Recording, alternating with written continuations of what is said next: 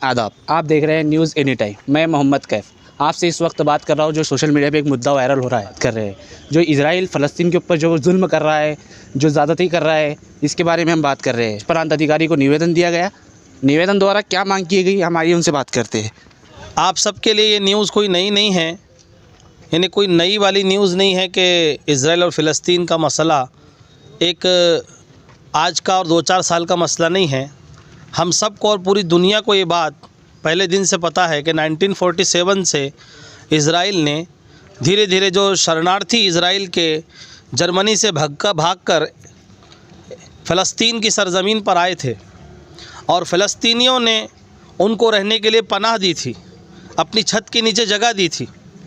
आज उसी इजराइल ने धीरे धीरे धीरे धीरे दीमक की तरह फ़लस्तीन को खा गया और इसके नतीजे में हम देख रहे हैं कि 75 ईयर्स 75 सालों में बहुत सारी जंगें, बहुत सारे झगड़े वहाँ पर हुए हैं। कभी हमास ने इजराइल पे किया, कभी इजराइल ने फ़लस्तीन पे किया। आज इजराइल सुपर पावर ताकत है, जिसकी वजह से अभी हमने देखा कि चंद दिनों पहले हमास ने इजराइल पर पहले रॉकेट दागे, जिसकी वजह से इजराइल के भी शहरी मारे गए, यात्री मारे गए।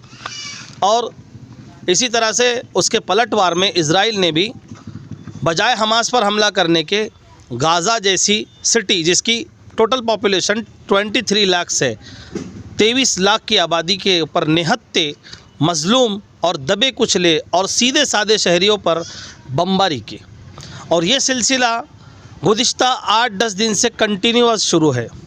और दुनिया की वो सुपर पावर ताकतें जो हमें सेकुलरिज़म का और अमन का और मसावात का और फ्रीडम टू स्पीच और राइट टू फ्रीडम का दर्स देती है, सबक पढ़ाती है, वो भी सुपर पावर ताकत है इजराइल का साथ दे रही है।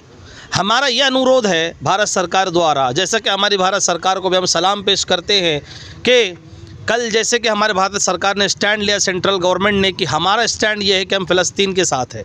सारी दुनिया को ये बात जग ज़ाहिर है, पता है कि फ़लस्तीन की सरज़मीन ये उन्हीं की है, इजराइली वहाँ पर बाद में आकर ठहरे हैं।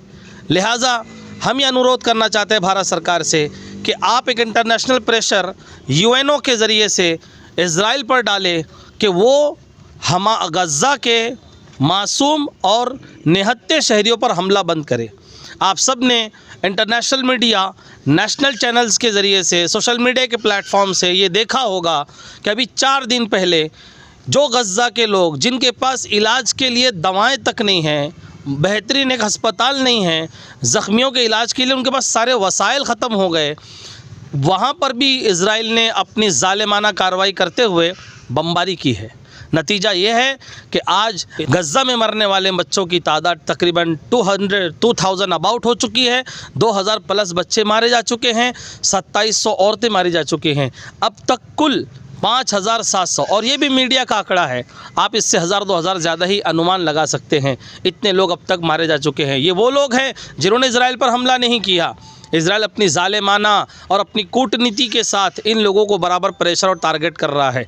इसलिए हम भारत सरकार के ज़रिए से इजराइल तक और पूरी दुनिया के यूनाइटेड नेशन ऑर्गेनाइजेशन तक ये मैसेज देना चाहते हैं, पैगाम पहुंचाना चाहते हैं कि मासूम, निहत्ते, दबे कुचले शहरियों को मारना बंद करे।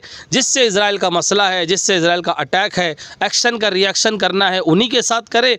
और हम ये शांततापूर्वक तरीके से आज नियोजन देने के लिए यहाँ पर हमारे शहर के आजी माजी नगर सेवक और हमारे शहर के नौजवान एक शांत और मुक्त मोर्चा लेकर यहाँ पर आए हैं। प्रांत साहब के कार्यालय के अंदर हमने उनके हाथ में निवेदन दिया, और जैसा कि हम अपनी भारत सरकार को भी ये डिसीज़न लेने पर सलाम पेश करते हैं कि कल उन्होंने फ़लस्तीन के अंदर मासूम लोगों के लिए अनाज, खाने, पानी और राशन की चीज़ें और दवाओं का किट भेजा है। ऐसे हम पूरी दुनिया के लोगों से अपील करते हैं और अल्लाह से दुआ भी करते हैं कि अल्लाह ताला इस वक्त पूरी दुनिया में जहाँ भी वार चल रहा है और अशांति कायम है, अल्लाह ताला उसको शांति में तब्दील फरमा दे, अमन, सुख, चैन और अमनो अमान का फ़ैसला फरमाएं। और अल्लाह ताला ज़ालिमों को उनके मसला इसको रंग देने की कोशिश न करें। एक मुल्क में, एक कंट्री में, एक देश में अगर कुछ लोग उस पर कब्ज़ा करने की कोशिश करते हैं तो उन लोगों का ये अखलाकी फ़र्ज़ है और उनकी ज़िम्मेदारी कि वो अपने देश से उन लोगों को बाहर करे जिन्होंने उनके देश पे कब्ज़ा किया। जैसे कि हमारे देश में हमने गोरों को भगाया, अंग्रेज़ों को भगाया, हमारे हिंदू मुस्लिम भाइयों ने एकता के साथ, और सन 47 में हमको भी उन गोरों से आज़ादी मिली। हम दुआ करते कि अल्लाह फ़लस्तीनियों को भी इजराइल से आज़ादी नसीब फरमाए। मैं इस वीडियो के माध्यम से एक रिक्वेस्ट आपसे करना चाहूँगा, वो ये है कि इजरायली प्रोडक्ट्स के बायकॉट का परमानेंटली सॉल्यूशन निकाला जाए। 2-4 महीने, 2-4 दिन, 2-4-6 महीने तक के इजराइल का बायकॉट हो और उसके बाद फिर हम वही चीज़ें यूज़ करें, ये ना हो। बल्कि हम बता दें इंडियन गवर्नमेंट के ज़रिए से, भारत सरकार हमारा साथ दे रही है कि हम इनके साथ नहीं हैं, हम जालिमों का साथ नहीं देते, हम मज़लूमों का साथ देते हैं, क्योंकि अल्लाह जालिमों के साथ नहीं है, अल्लाह मज़लूमों के साथ खड़ा है। यही आज का हमारा संदेश है, पैगाम है। आज की बड़ी शांततापूर्वक तरीके से हमारी रैली निकली और हमने निवेदन परान साहब के कार्यालय में पेश किया। हम उनका भी शुक्रिया अदा करते हैं।